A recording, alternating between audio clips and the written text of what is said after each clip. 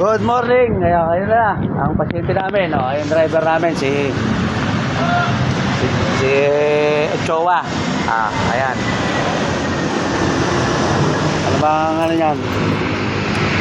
Ano problema? Tumagas yung preno sa likod, batang kaliwa. Tagas. Oh, so lahat. Titirayan na natin lahat yan para at least maging safety kayo. So, ito. Biyaheng Bicol to, mga kamekanik. So, pasyente namin ngayon. So, i-check ko muna para at least magawa namin. So, dito namin nilagay. So, mga kamekanik, ito yan. So, di sila basta makakali. So, makakargaan hanggat hindi namin nagagawa. So, ito. Yan, lahat ng preno yan. Obserbahan namin lahat.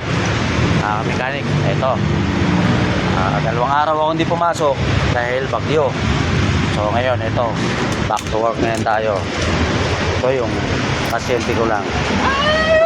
Okay. So ito, press na press yung aking picture chip mekaniko. So ito. Okay guys, kaya update namin kayo kung anong maging nangyayari dito sa anong gagawin. Okay guys, back to work.